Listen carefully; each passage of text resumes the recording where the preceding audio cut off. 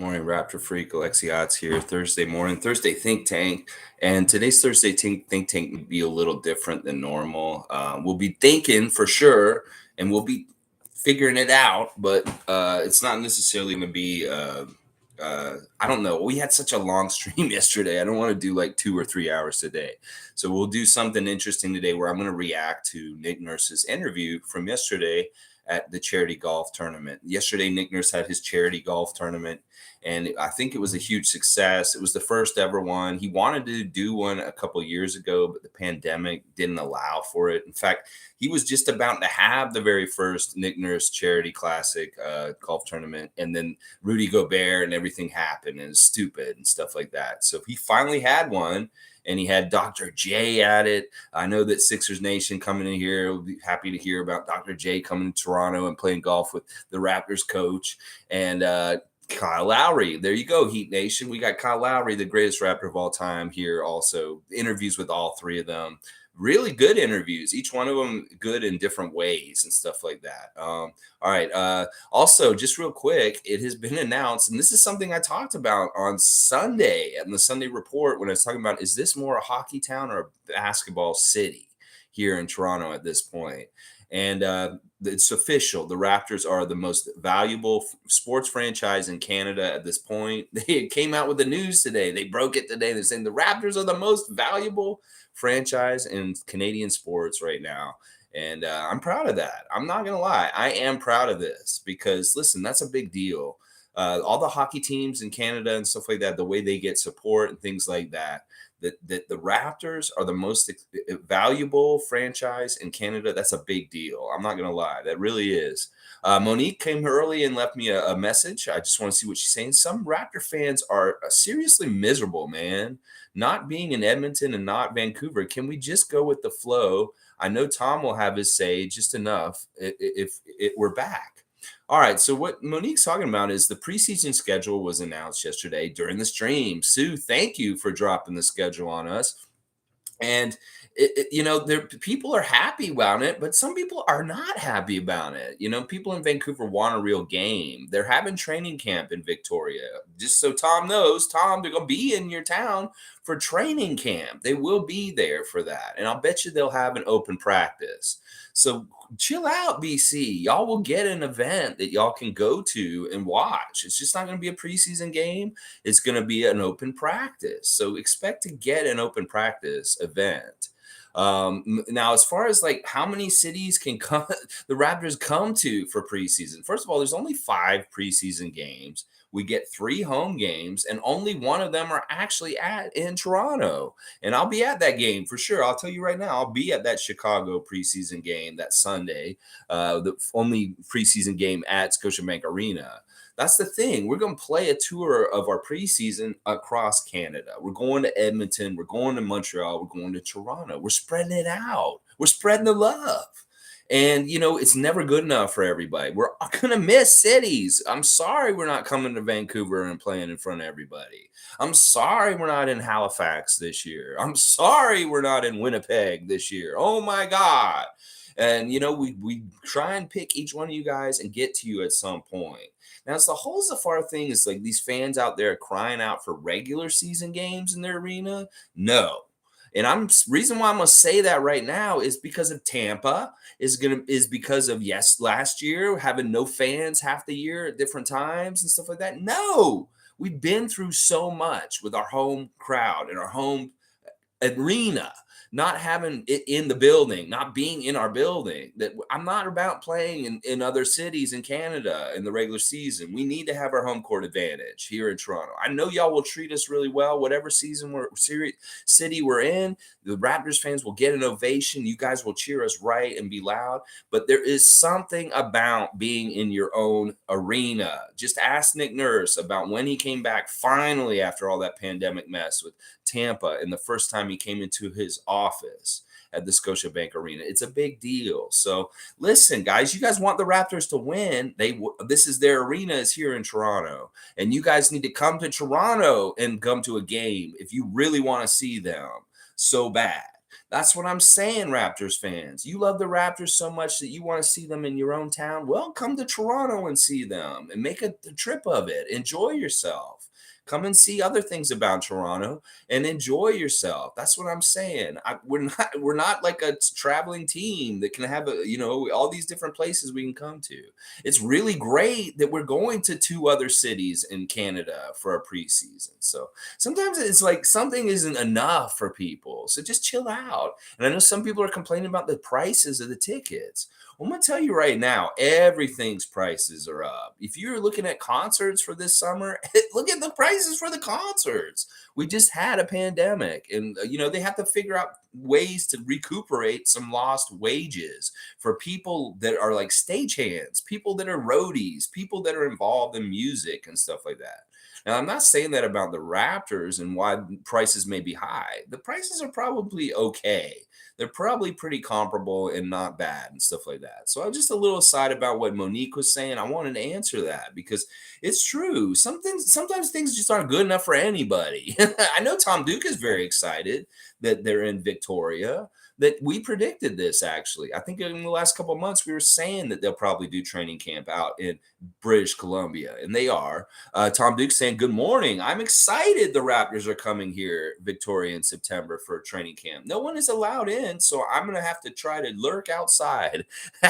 Go Raptors. See, Tom saying, yeah, see, nobody, he understands, but they will have an open practice at some point during that week that they do training camp. They always do this. They'll have an open scrimmage. It'll be Raptors versus Raptors. So you, Tom, you may get to see a cool game where it's Raptors versus Raptors and we don't lose. There's no way we can lose when both sides are Raptors. I know I sounded like a dork just now, but that's funny. Click saying it's not only Toronto, basketball in Montreal is taking off like crazy. Click knows what's going on over in Montreal. It is taking off like crazy. We win a championship, and Montreal people love championships. Look at all the championships they got with the Canadians. They want that championship feeling.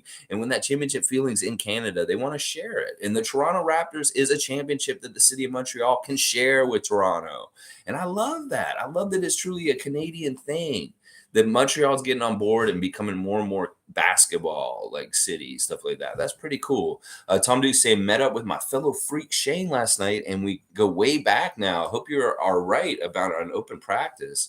I'm pretty sure I'm right, Tom. They don't do that to places. Like they've always had one open practice during training camp, and they let some people in. Usually, sometimes it's very quickly announced so that there's not a whole bunch of craziness or anything. And sometimes they do it in a way where they get it more open to kids and different things like that. So, Tom, you're really going to have to pay attention. And if I find out anything from my end about information about when this may happen and of how you can get in there, I will let you guys know, of course. So yeah, I hope you can get in there, and it'd be great if Tom could get to the open practice and report back to us from the inside. Yeah, inside. Click saying preseason in Canada is a W regardless of where it is. More exposure for us. Stop being selfish, and if you really want to go, then take a drive. Exactly. Like I'm hearing so weird things about people in Alberta freaking out about this and stuff like that. You're getting a Raptor game against the Utah Jazz. Enjoy this. Have fun. Go to it. Why? What's wrong? What is the big deal? Monique saying, good morning. Gabe Brown's story is emotional. Yes, Monique, thank you for posting that clip yesterday. I watched it as soon as you posted it, and I was like, wow, afterwards. Gabe Brown is another one of these kind of guys that we just acquired that is got a real passion to play for. He is playing for something. Let's just put it that way. His father had a stroke, and he lost his father while he was a teenager, and he has a lot of emotion that he's playing with right now, Gabe Brown. I love the highlights of what I was seeing from him. He is athletic. He has a lot of different kind of really good skills. It's just that his stats don't translate it from Michigan State. It's very weird. It's like he was kind of a level in college, and then in his last year of college, he had a huge jump and stuff like that. I'm very curious to see what this guy does and more about him, because Gabe Brown looks like he has a lot of emotion to play into and to put on that court in good play, hopefully. Let's see. Click's saying it's called inflation. Yes, that's part of it too. There's inflation. There's, it's going to be demand. Obviously, if there's only a certain amount of seats and there's, they're coming once, they got to figure all that out. Not that they want to price gouge people. I really hope they're not doing that. I mean, as long as the tickets are like $50 to $100, I think that that's pretty fair. Just because it is a special event, even if it is a preseason game.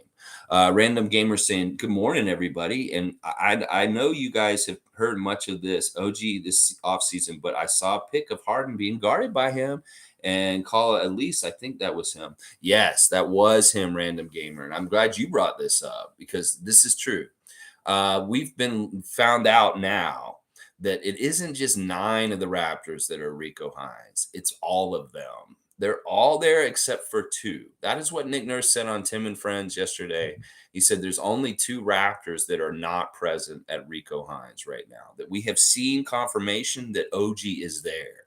There's a picture of OG playing against James Harden from yesterday, and he looks very strong. This is really nice. Like, seriously, we were just talking about this. Well, we haven't seen OG at all season. Where is he? Where is he this offseason?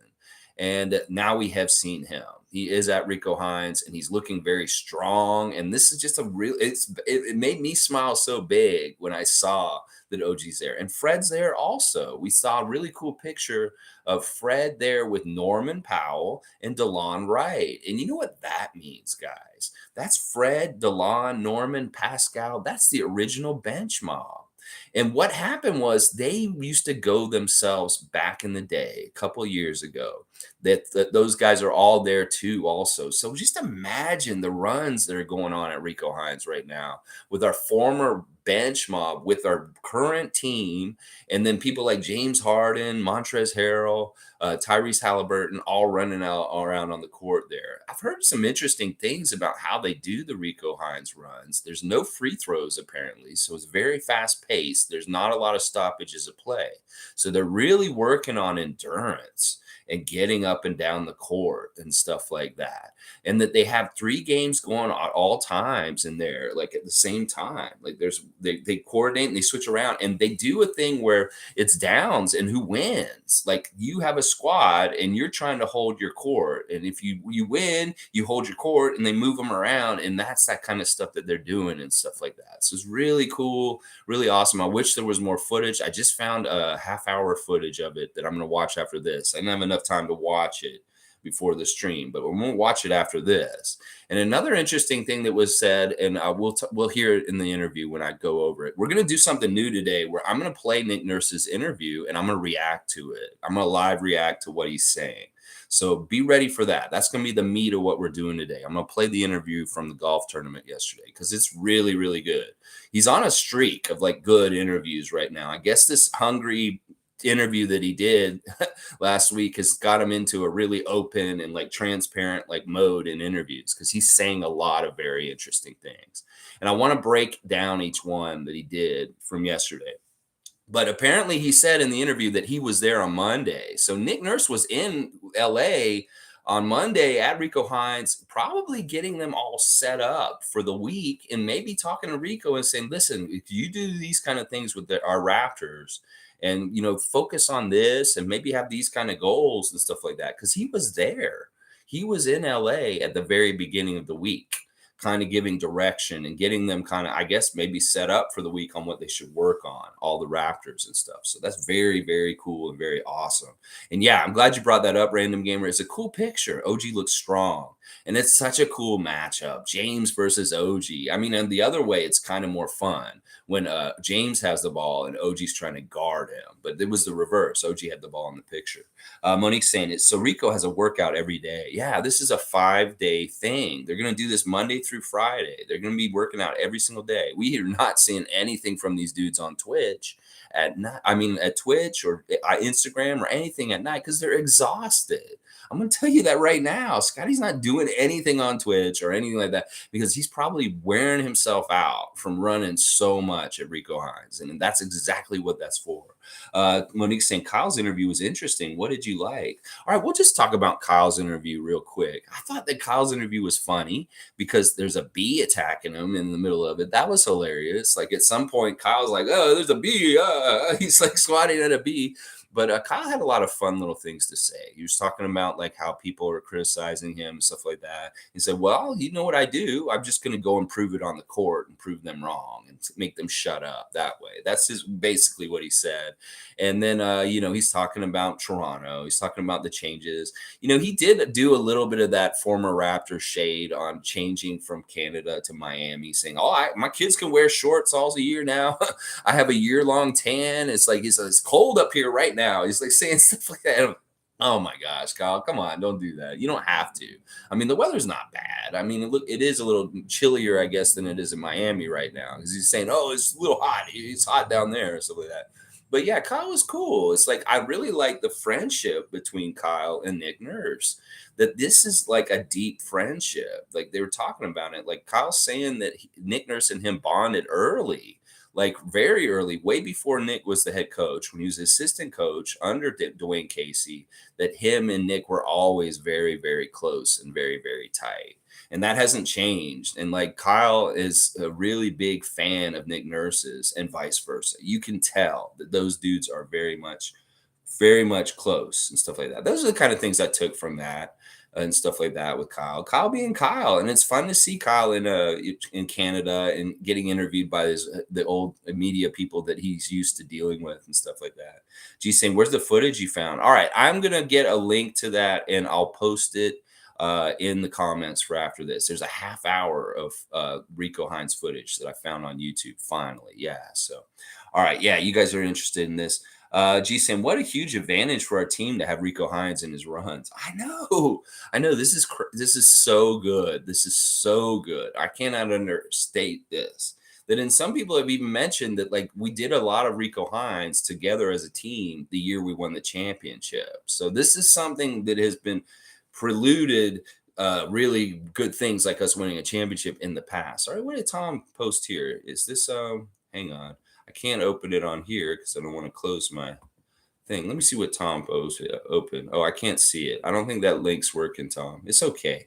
Let's see. G saying, random gamer, Harden looks way better when he's not flopping for calls. He was playing through contact and looked better that way. Yeah. Well, I mean, look, I can give James some flowers and some kudos for showing up.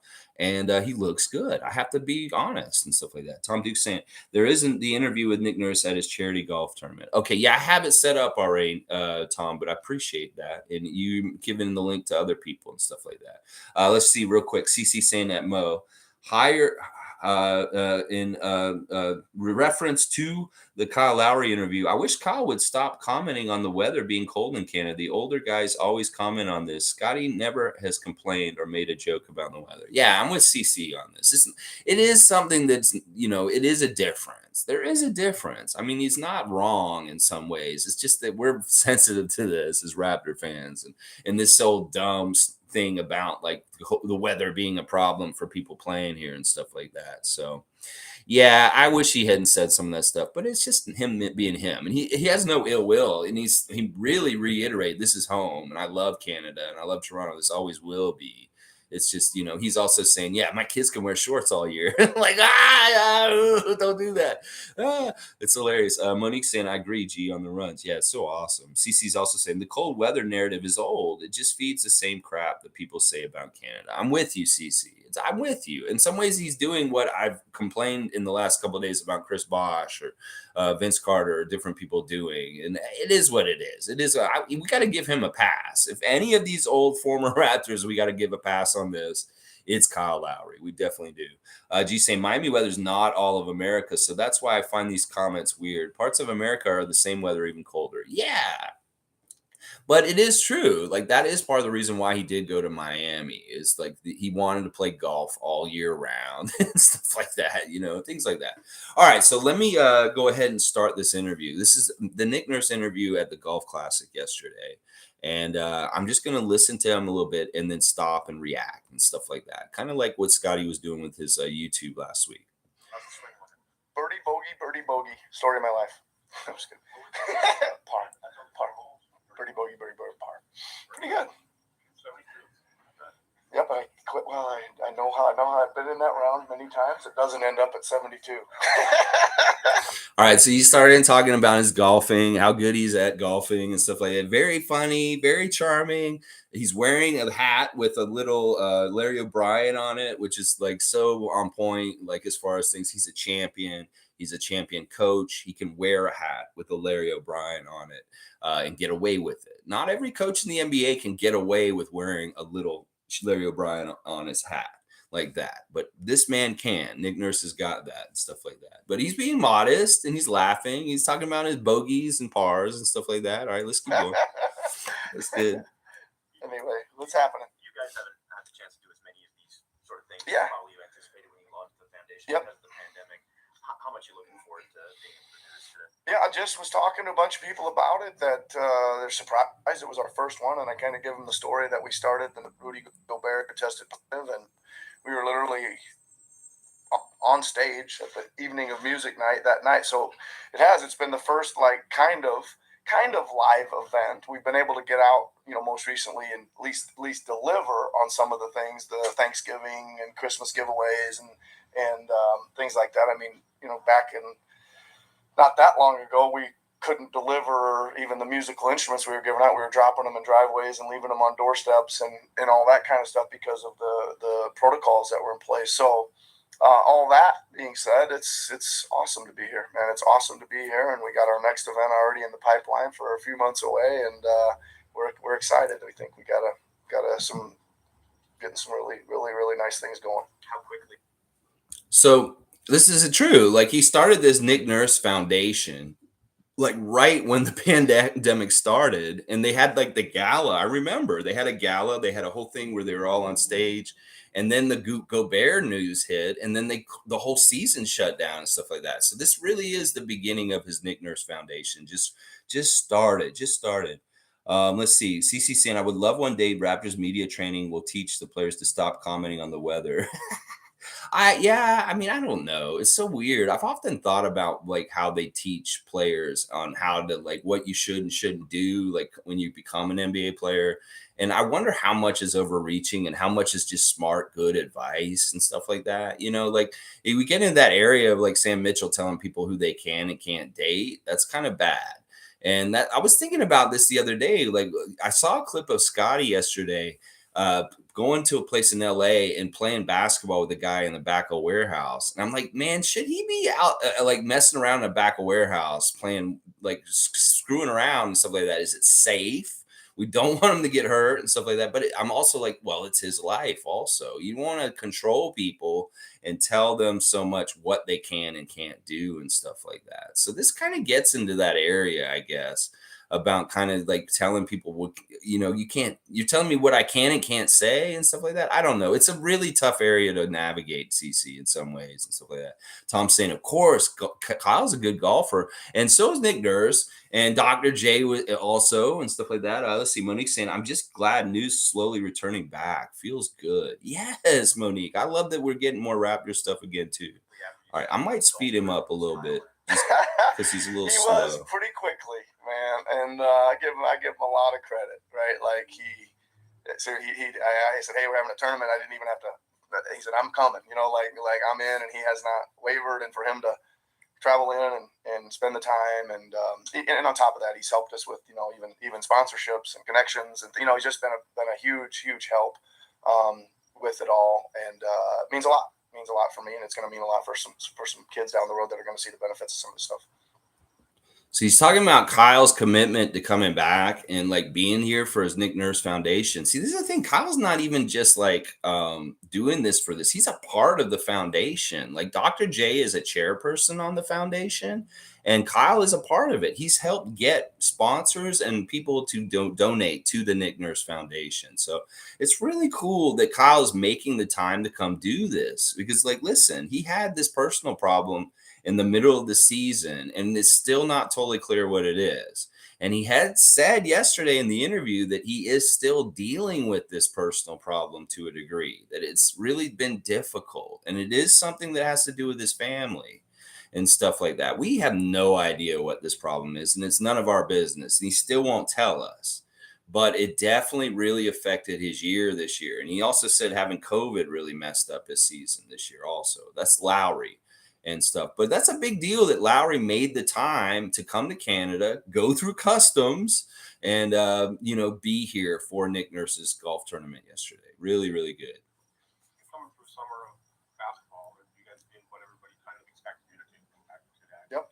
Tinker, how do you feel about what went on early July for you?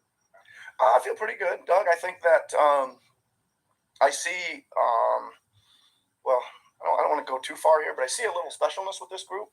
I mean, there's not one of them here today, right? Golfing, and the reason for that is they're all in the gym together, right? And working out. I mean, literally the entire team bar, I think, one guy who's doing a basketball event in another country, but. So I'm seeing some really good signs for some cohesion and some belief and building. And I think, we started last year, we didn't know who we were at all, right? We were picked 11th, 12th in the league. We had no idea. We came out playing like we didn't know who we were or what we were. And then all of a sudden, we're going to be pretty good. I really think that a couple things. I think the health of a couple guys, if it gets a little better, we could see market improvement in our team, right? I think Thad Young now is actually acclimated and will be more of a factor. I think the Otto Porter signing is excellent. And then I think that there's some guys that are really coming. And Kush Boucher is one of them. He continues to come on. Precious is a guy who's, you guys have heard me say already this summer, he's been incredibly driven, intense, and focused this summer. So I'm expecting a big leap forward from him. And then there's a group of guys that we're going to have to get to there's a group of guys that we know all can hit the floor and play for us. And then they've got to level up. They've got to carve out a role. They've got to do it more consistently each night, or whoever wins those battles will be the guy that probably does it most consistently. So I think I see some depth there, Doug, much more than a year ago, which I think we desperately needed. That should help us. All right, this is a lot. I know that he said a lot in there and stuff like that, but it's very much interesting because, like, once again, he's saying a lot of what we've been saying. A lot of people are saying that the Raptors are going to get better just from having better health and having a better depth, like better bench behind them and stuff like that. And then Nick really says that, like, this is going to be very competitive this year. Like, with all the different great players on our team, there's not going to be enough minutes. And that he's going to really have to figure out how he wants to play them. In fact, he gets into this more in a little bit. It's very interesting how he says it and describes it and stuff like that. But listen, when he said everybody, that I love that he said this. It's like he's having a golf tournament. And he could have, I'm sure having a couple of Raptors at the golf tournament was probably ideal, would like to have that. And that would normally happen. But he can't get them because they're not available because they're busy working. And I love that. There's something so beautiful about that whole situation that he can't be mad at that they're not there supporting his tournament like Kyle Lowry, that they are all together across the continent playing together at Rico Hines. And he said all of them are there except for like one or two of them. And the one that's not there is Precious. I think he's alluding to Precious because he's saying that he was in another country running a camp. That probably means Precious just because he was in Nigeria recently and stuff like that. So it's really, really cool. And like I said, seeing Fred and OG in the pictures yesterday, I was like, oh, the whole starting five is at Rico Hines. That's awesome. And who knows, maybe Boucher is there. Maybe Thad Young and these other guys have kind of snuck in there and started playing with them also and stuff.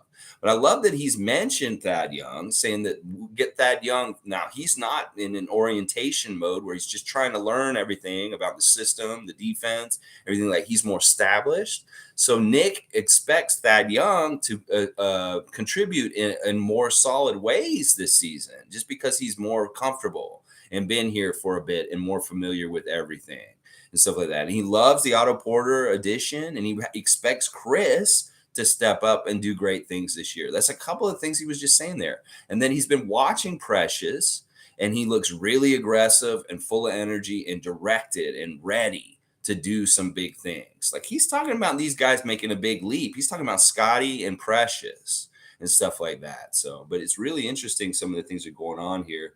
Let's see, G saying, so all of them except Precious. Yeah, I think that's what it is. And maybe Svi. Now, when they say all of them, they may not mean all of them. He may be just kind of thinking in general, like all of them, except for a couple of key guys. He may not be thinking about guys that aren't important. in some ways and stuff like that. 5-0 in preseason. What do you say, guys? That's what Monique's saying. We're gonna go 5-0 in preseason. Well, that means we beat Boston twice, and I love that. Let's beat Boston twice. I'm all about that. All right, let's keep going with the Nick Nurse here. Separation from those guys like Kenny Banton. Yeah, I don't know. Like two of them. It's a great question because I sit there and watch them. In fact, I was just in LA Monday, and I'm watching them, and they're all doing some good things, right? And all of them. And you can make a case for saying, well, we're certainly going to be able to use that and that from him and that from him, and even a little bit of that from. And then you say, wait a minute, we can't play all 7 of them, right? So there is going to be some competition. I think there will be some finessing of that. I can envision sitting in front of you guys a lot here coming up in these press conferences pre and post game, asking me about why he played, why he didn't, why he did, why he didn't. And I think there'll be some serious finessing about it, but it's turning in my head a little bit, and I can see us using a lot of them different ways. Like last year we played Delano in the first half and Malachi in the second or something like that, and it seemed to be, I don't know why we were doing it, to be honest, but it seemed to be the feel and the right move, and they both played good, and you go to the next game and say, well, let's do that again, and then do it again or whatever. So I think there'll be some of that kind of jockeying around. And the thing is, though, like you just mentioned, Justin, you guys know I like Justin, right? Delano, we got Delano playing multiple positions, and I'm feeling really good about some of the stuff he's doing, and that's what we'll use it in those areas. We'll define the role a little bit. Malachi looked great the other day in LA. I think this is a big year for him to step up, and I really believe there was a window there last year where he was starting to before an injury sidetracked him. So, and I think that a lot of the stuff does get determined by injury. All right, so that's really interesting what he's saying in there. He kind of just mentions Justin for a second. He says, I like Justin. And then he talks more about Delano and Malachi after that. So he's like, listen, he's saying they're going to have to finesse how they figure out their roster and that tough decisions are going to have to be made and stuff like that. There's more that he says later on in this interview that really illuminates what he's going to be looking at and what's important.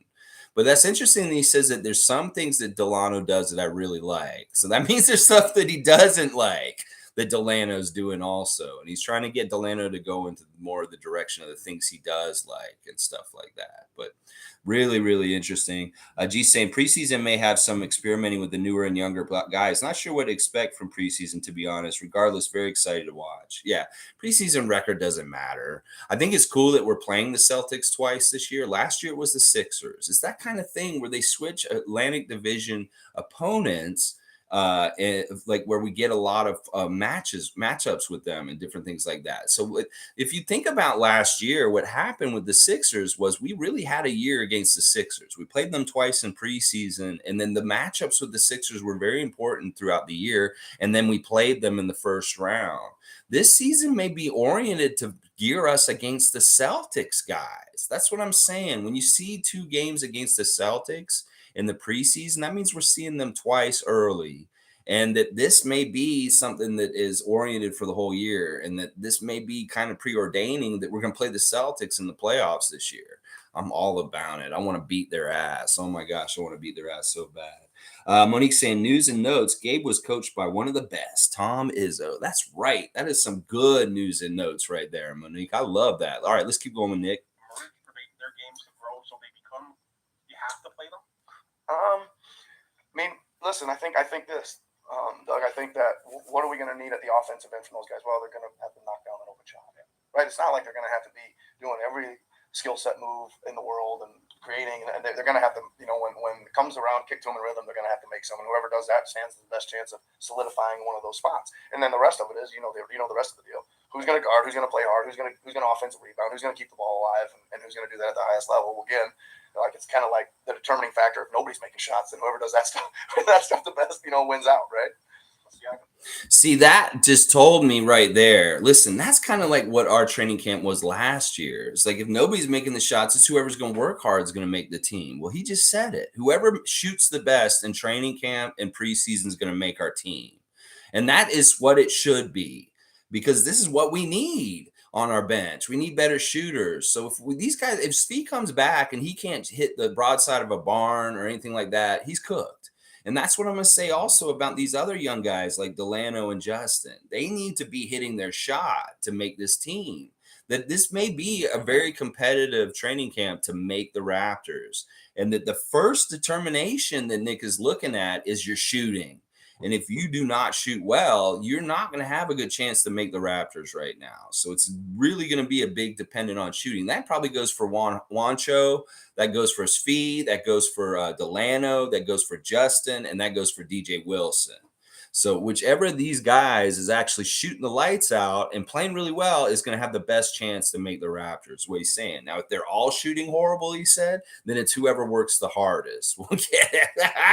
It's funny. And then the other thing I like earlier what he said about the thing where, Nick Nurse, when he does his substitutions and his rotations, is sometimes very by his feeling. Like he feels in the game, like situations or how the game is changing or turning. And then he tries to adjust and react or do things to like try and maximize the potential of the best lineup on the court. And that he knows that because he has so many good players this year, he's not going to be able to play all of them. And that he's expecting after the game to have questions from interviewers. Why did you not play this guy? Or why did you play this guy more than this guy? And stuff like that. And that he wants us to know ahead of time that it's really going to be by a feel. It's going to be kind of how he feels in that game is most appropriate or what he thinks will give us the best chance to win. And I like to say this also, that people complain way too much sometimes during Raptor seasons about why they didn't play this person or why this person didn't play or anything like that. And, our motto at the front office is trust Masai and Bobby. Well, why can't we say trust Nick? Because Nick's winning percentage and the way he does things is very good overall. We know he gets good results. So why can't we just trust his personnel decisions with rotations this year blindly? Sure, Otto Porter may not play in a game all of a sudden. Everybody might be like, why didn't you play Otto? Let's not freak out about this kind of stuff. If there's not success, and we can tinker and see where we failed, but otherwise, let's not freak out if something isn't exactly the same as normal. Like, I like that he brought up the whole thing about playing Delano at the end of the first half, and then he played Malachi in the second half and splitting it up that way. In fact, when I was thinking about that more, that actually makes sense because guys will be more tired in the third, and Malachi can maybe operate and get loose to be offensive easier later in the game, fresh. So there may be methods to the madness and different kind of reasoning why Nick Nurse is going to do different things with his rotations and who he's getting minutes and things like that from game to game. Because this is great. His cupboard is full of different things he can choose from, and he can pick and choose what seems like the best for each situation. I love that. I love that so much. Battle war and training camp. Let's go. That's what Monique is saying about this. Yep. Yep. What have you seen from him, and does he feel like he's back to where he was in those other summers? Looks absolutely spectacular. He really does. Just sit there and you watch him work out. His athleticism is electric. His focus is what his shot is smooth and soft. He looks great. What value, I guess, I love that answer. That's about Pascal. He's asking him about Pascal, and he calls him electric. Wow. That's not a bad descriptor for what Pascal looks like on the court at Rico Hines right now. He looks electric. Like he is literal electricity. Like that crazy shocker horror movie with the prison guy who came through the plug in your wall, and you're like, he's electricity. That's what Pascal Siakam is. And this is the reason why no one can stop him when he's going to the basket, because he just turns into electricity and goes right through them. And then he's laying it in. Oh, man, I love that description. And anybody who's a big Pascal fan has got to feel really motivated and excited about Nick Nurse's description right there. It's so beautiful.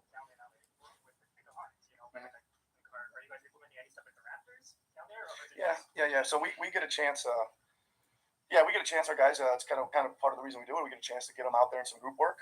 So the runs go on in the afternoon, and that's kind of like it's kind of an organized, noon ball YMCA, but very organized, 3 courts running at once, and Rico's kind of running the show, and there's a kind of a winner's court, and how it kind of formulates. But the rest of the time, we're totally doing tons of Raptor stuff. Always.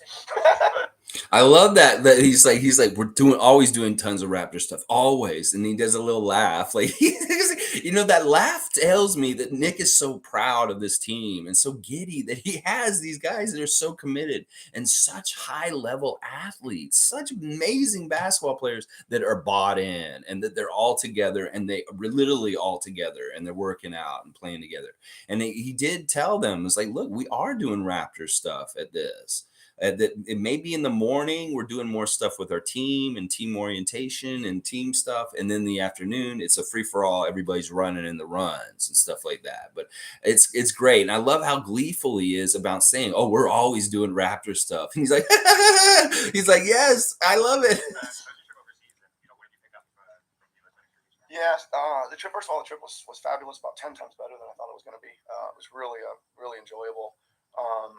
And it was from a basketball standpoint, I really had an amazing time. I went to Hungary to do this symposium. It was a two-day symposium. Name of the town is called Peshi, P-E-C-S. They built a basketball school there. The unbelievable facility, dormitories for the young player. I mean, it blow you away. It's one of the 5th or 6th largest city in Hungary, kind of out in the middle of nowhere, and they've fallen in love with basketball, and they're really trying to grow it. So. Anyway, I was there as one of a number of speakers, but I was also there with Bob McKillop, who recently retired from Davidson University, Steph Curry's college coach, and we were kind of 1-2. I think I spoke 4 times on the Saturday. It was classroom sessions, it was on-court sessions, and twice on the Sunday, or 3 times on the Sunday, I can't remember. But lots of people there, lots of tremendous focus and energy about the game of basketball, and lots of sharing about the global game and all kinds of stuff. I learned a lot from a lot of people there. I learned a lot from Bob McKillop. I learned a lot, but there was a lot of European great speakers. What kind of stuff would you learn? X's and O's? All right. So what Nick did there is all online, guys. There's like 5-6 hours of Nick Nurse teaching at this Hungary conference. And I just found it all like right before I came on live this morning. I've got it in a playlist, and this is probably what I'm going to watch this afternoon. I'm going to take a crash course on Nick Nurse basketball coaching leadership seminar from Hungary, because it's all online, guys. There's like 5-6 hours of content that I found. And you know what I might do? I might make a whole, make a link to a folder with all of the clips in it, because I found them all this morning. And I personally am going to watch it just because, hey, I'd love to take a TED Talk, a crash course by Nick Nurse on basketball if it's out there and available and free. So we'll put it up, and you guys can maybe, if you want to watch it too. Monique's saying, love how you're changing your content this way. Okay, so you guys like this reaction that I'm doing today. It's just trying something different things here, and whatever you guys like, I will definitely keep. And things that don't necessarily work, like the old watch along we were doing, is something that maybe won't come back or something like that. So G saying, did you see the Rico Hines interview where he said Pascal is self-made due to his work ethic, and that at first Rico had to run around because he was shooting and bricking so much? It's inspirational. That's awesome. That's awesome. Yeah, I love the things that Rico has had to say about Pascal, that he really believes he's the hardest working player that he's ever worked with. And that says a lot. If you think about all the different NBA players that have come to Rico Hines and worked with him, there's big names that have been there, not just somebody like James Harden. There's other big names that have come through and passed through Rico Hines runs over the years. And that Pascal is the hardest working one he's ever said. Yeah, Tom Duke found the clip of the 27-minute video of Rico Hines footage, the one that I was talking about. That's the link he's got in there, and you guys can see it. We'll finish this up so you guys can go watch it. Let's see what else Nick's saying. Like the European style, the style of what you learn. Yeah, more probably. I think that probably more in the player management, motivation, psychology, leadership tips that kind of always kind of directly correlates to the X's and O's a little bit. You know what I mean? And just interesting ways of seeing. And what it usually does is, well, for me is what I love is like what I found when I was listening to like Bob is how similar we thought on a lot of things. Like he's laying down his like 4 things, and I'm like, we never talked to each other before, and but there's a little tweak here and a little bit of polish that I can put on mine or flat out steal from him, right? So that stuff's always it was I just can't. It's hard to explain to me like how great the environment was. Explain to you how great the environment was. They were locked in and focused. They were incredibly kind and appreciative that Coach McKillop and I were there in their little town in Hungary. And how I got there was I was an assistant coach for a Hungarian guy back in 1994, 95, 96 for the English national team, and he was part of the group running the clinic. Anyway.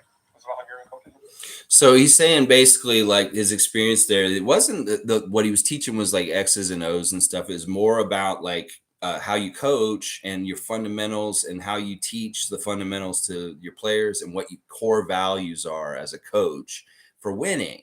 And that he showed up there, and Steph Curry's college coach from Davidson's there, and he found that a lot of the same things that they share. And I think this is true like across basketball, that if you get Bill Russell, you get Phil Jackson, you get Nick Nurse, you get Steph's old coach, that there's some basic pillars that are very fundamentally the same among coaches and stuff. This may be different verbiage, different wordage, maybe just slightly different tweaks and stuff like that. But that's the cool thing about coaches, is that they have maybe just slightly variations of their way of the same kind of basic principles, but maybe there's a new wrinkle to how another coach does. And then it comes into somebody like Nick Nurse's, and he's like, whoa, I never really thought about it exactly that way. I've thought about it kind of that way, but this is a little bit different and stuff like that. That's the cool thing about these kind of coaching conferences, is that you get philosophy changes from sharing so much stuff. Yeah. Montrezl Harrell is at the Rico Hines runs and stuff like that. That's great. He's not even on a team right now, and he's there. It was no, they were European, mostly Hungarian, but Europeans. Yeah. Nick, speaking of trips, your team will get to tour Canada once again now that the pandemic. I just saw that. How excited are you about this opportunity? And a couple of times that you got to do it, how impactful has it been on your group to get it to gel together? Well, first of all, I like the preseason tour of Canada. I mean, it does start the season out with a lot of travel if you want to get to the nitty gritty of it, but it is really special to go to all these places. They're obviously very welcoming and excited that we're in town, and I find that, like we're going to Montreal again. Who can't forget when Chris Boucher, walked on the floor there and then standing over and they were going crazy, So those kind of things I think are really special, and it kind of seems to, we went to Vancouver for like a playoff game, if the crowd's going crazy. So those are, I think, neat. And for us, it's obviously, it probably takes the same rhythm as normal, right? No matter where the games are, we got our guys, we're trying to get them in shape, and we're trying to make sure we're looking at every other guys, and then you get down to the last couple of games and you're, seeing who the final cut guys are and giving them their chance and all that stuff. But I'm excited. I think we got a great group coming to camp, and we'll iron it out. Good way to iron it out preseason. Yeah, so he's talking about all the travel that it takes to do the preseason schedule. That's what I'm saying. Like the original thing we're talking about with Monique's point is we can't go to everybody. Canada's a huge country, and like we're already doing. This is about what we can do. Is what we're doing. Going to Edmonton, going to Montreal, having training camp in Victoria. This is pretty spread out. We're in a couple of different places in Canada. It's really, really good. I love yesterday when they announced the preseason schedule that Scotty and Chris both were very excited about the Celtics game in Montreal. They both posted it on their Instagram. That like we knew Chris would. Obviously, Chris Boucher is going to be excited about playing in Montreal for preseason against the Celtics. But Scotty is also, because he has a new connection to Montreal as a city. So he's probably really cool. Like, wow, I get to play in Montreal, play a game. I was just there. I like that city kind of thing, stuff like that. Let's see. Skitter Dice saying, still love you and your content, Lex. He's sad it's the offseason, but I bet you dinosaur fans are happy about the drama surrounding Jalen and KD. Yeah, we are to an extent. I'm not going to lie, Skitter Die. We've had our taste of KD drama with our trade talks and stuff like that, but Masai's been very steadfast and smart and consistent about how he's dealing with Brooklyn and their stupid circus of bullshit. And I'm sure Boston has had to weather the same kind of shitstorm, stupid trade talks and stuff like that. Jaylen Brown, it's shaking my head on Twitter. It's that kind of thing, stuff like that. David S. is saying, I like our team the way it is. We ready to compete now. No trades from me. I'm with David too. And Monique saying, so to keep track, Ron, Gabe with 905, obviously. Yeah. Ron Harper Jr., Jeff Doughton Jr., Gabe Brown, 905, and maybe Christian Coloco 905 also. I'm not totally sure what's going to happen with Christian. We're still trying to figure that out. All right, let's finish out this interview. There's just another minute left. Watching Bill Russell pretty closely, I would presume, or yeah, not a ton. I love this story. Yeah, Yeah, and you guys ever have these regrets in life where you had a chance to like talk to like one of the greatest in your field and you didn't take it, and then it never came by again? My first D League All Star game, I think it was in L.A. It's the first time I coached in the D League All Star game. So you get to be part of the whole All Star weekend, and I come out of my hotel room, and the guy across from me's coming out of his hotel room, and it's Bill Russell. We're staying across the hall from each other, and I was like, I didn't say anything. I'm going to get a chance to see him all weekend, and I never Nick, talked to him or anything. And I do have my high school coach had this iconic picture of him going over the back of one of his own teammates to block a shot, and it was a black and white thing that was in our locker room, and he gave me that photo. And like I said, we had a lot of discussions about Bill Russell, me and my high school coach, but that's as far as it goes. But what can you say? And his legacy speaks for itself. All right, so that's the end of the interview. Wow, that really is interesting because Nick Nurse, listen, he's a D League coach at this time, and that's Bill Russell, and like he didn't even have the guts at that moment in time in his life to step forward and say something to him and talk to him in the hotel room. He was that in awe of him, and I mean I can totally understand. He'd probably be like, "Well, who are you?" Like whatever. But I wonder why he didn't see him or talk to him when we won the championship, because he was around when we won in 2019. There's pictures of him with Kyle and Kawhi and stuff like that. So I'm wondering why Nick didn't meet him then. But maybe it was just too active and crazy and too crazy. And Bill was more focused on talking to the players and stuff like that. So let's see. David's saying, "Oh, I saw some clips from Gabe Brown. He seems pretty talented, although his shot is very strange looking." He has a strange shot. Well, he's athletic and he's got length, so this will be interesting and fun. All right, I just wanted to react, try a new kind of content here, reacting to an interview like this. Hopefully, if you guys like the content of doing that, if it was too weird seeing me just listen for periods of time, I don't know. I'm gonna watch back and see if I look weird listening.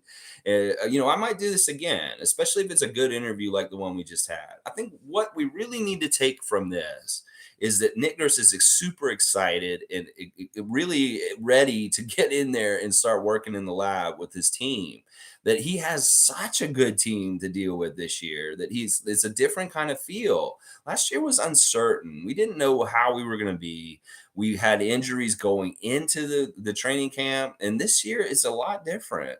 Like things are a lot clearer as far as roles and things that are happening. I love that Nick said that he's seeing so much from these things that they're doing at Rico Hines. He's like, "Oh, we can use that. Oh, that looks good. We could use that." But there's so much of it. It's like kind of like, well, how do we figure out how we can use all of this? It's always good to have more than you need and to be able to pick and choose from that more than you need to use the best and stuff like that. So this is a really good situation for Nick. You can tell he's excited. Once again, whenever Nick Nurse acts like a kid on Christmas, I know we're in good shape. Like if he's giggling, if he's smiling and he seems excited and enthralled about his team or impressed, like they're all together and playing at Rico Hines this week, that is always good because that means he's like in that zone as a coach in a very happy place. Like being a basketball coach is a thankless job in a lot of ways. You get a lot of shit and there's sometimes not very much success. You get a lot of grief. Well, this has got to be a dream NBA job, dream basketball coaching job for Nick Nurse, that he's got this amazing team, that he's got this great organization. He's got people that support him at every level around him, whether it's player, front office, crowd, whoever. And there's so many coaches that do not ever get anywhere near this kind of feeling and good stuff around him. You think about what Steve Clifford's going into in Charlotte. You think about what Darvin Ham is going into in LA this year. You think about those situations, Mike Brown in Sacramento. You think about those situations, you realize just how charmed and great the setup for Nick Nurse is here in Toronto. Oh, yeah. Gabe is a lefty. Ooh, I like that. Gabe Brown is a left-handed guy. All right, guys, just coming up on an hour. I did way too long yesterday. It was fun yesterday, but I do want to say this, guys. One of the things I might do about this channel is that when we have certain days, we keep those certain days to those days. There was way too much trivia talk yesterday for Wednesday. So if you guys want to talk trivia, we can talk about it outside of the streams, but save it for Tuesday. There won't be any more of this trivia shit talking on other days of the week. Trivia talk is for Tuesday, and that will be the day when we do it. Random Gamer saying, man, I'm starving for basketball this time of year. So boring, even though I'm not a Raptors fan. Thanks, Mr. Raptor Freak, for keeping me entertained. Awesome. Well, that was part of what I was trying to do with this. Is like I am very much in you guys' shoes. I am starved for it also. So what do? I create content to just keep us a little crumb to munch on while we wait for the season to come. I looked at the calendar and it's going to be 8 weeks until the preseason games start. So we have a little bit of a light at the end of the tunnel. It's 8 weeks till we get preseason basketball and stuff like that. And there'll be other stuff in between. I'm sure there'll be interesting news and notes and different events happening. But yeah, it's going to be very interesting how I make my content. And I'm glad that Sixers fans are getting some entertainment also. David, I know it's partly your fault just because you brought up the whole thing about the blood clot thing and it kind of started it all, but don't worry about it. Let's just put it this way, David. If there are issues like this kind of stuff, just leave a comment on the page of that day. Instead, I know you don't worry about it. You didn't do anything wrong. It's just that I'm trying to tinker with things, as I said, with the channel, whether it's doing the content we did today with a reaction to an interview, to make it better. And then I think the rule about keeping Tuesdays to Tuesdays is a good one. Yeah. Monique saying training camp near your birthday awesomeness. Yeah. Hey, listen to me. Awesome. Monique, I'm going to message you today after the stream for sure. We're going to talk about this. David saying, I will do that next time. My apologies. Don't worry about it. You wanted to clarify and stuff like that. It's just that it got out of control because the other guy saw it and he got into it all and stuff like that. If he hadn't saw it and just kept this shit talk going, we would have had our little discussion about what you wanted to say and it would have been over. It's just he perpetuated it. It's just, stuff like that. Let's see. Blah, blah, blah. Tom Duke saying we should perhaps get a Discord going in order to reduce the duplicity. David, you rock, buddy, but gonna go down. Yeah, I'm not very well versed with Discord, Tom. I have it. I'm trying to figure it out. It is something that I want to try and integrate with my channel because I can see how it helps Scotty's Twitch. It's kind of like something I'm learning things from Scotty's Twitch to make this channel better and stuff like that. So yeah, we'll figure it out. Once I get to know Discord and understand it and how it works and what it can be doing for me and stuff like that for the channel, then we will probably add it and do some things like that with it and stuff like that. The duplicity stuff's not as important either, too. That's just how it's going to be with a live stream and comments and stuff like that. I've seen many different YouTube creators and how they do live streams. I'm going to tell you right now, I feel really good about how we do things here. That at least there's some semblance of order and, everybody gets their comment read and stuff like that. Like I see other people like Bo the Fifth Column's horrible at live streams. He's on there and he doesn't know where to look. There's so much dead air. It's not entertaining to watch because he's basically just saying thank you to everybody. Thank you. And I'm like, oh man. So it's like, in some ways, I really feel proud that I'm good at doing live streams because that's a pretty good talent to have. It's not easy to just go on live cold and just start rambling and make it sound good. That some people get on there and there's like, or there's no rhyme or reason. They're not able to keep a function like a program to it where it feels like it's content and it starts and it ends. It's just kind of like, oh, I'm here and like, oh, I'm cutting it off kind of thing. So it's anyway. I should stop tooting my horn. Anyway, thank you guys for being here with me today live, 9:30 a.m. Eastern Standard Time. Every day, Raptor Street Channel. We were just looking at Nick Nurse and stuff from his golf tournament. Let's just end with what Dr. J said. We didn't really cover his interview. He had a really nice interview also. I loved hearing what he had to say. Specifically, he was talking about Bill Russell and how much he meant to him and things like that. And he did chime in on this whole idea about retiring the number 6 across the whole entire NBA. If you guys don't know, Dr. J's number was number 6 also for a good part of his career. He wore number 6 and number 32. And Dr. J does not like the idea of retiring the number 6 for Bill Russell. But, there are a lot of other players that wore number 6 also. But it's the kind of thing that's like, well, do you want to see that number go away forever for all teams? I don't know. Dr. J does not support the idea of retiring the number 6 across the NBA. And I can tell that it's partly because of his personal connection to that number himself and stuff like that. But really nice to see such a great legend and luminary like Dr. J showing up for Nick Nurse. I know he's a part of his foundation. He's been working with Nick Nurse already but it's just cool. Like, that's Dr. J. Random gamers got to be like, holy crap, Dr. J, you know, because he is a big deal in Philadelphia, and he is a big deal to the history of the NBA and stuff like that. I'm so proud of Nick having such a successful foundation, a great event yesterday.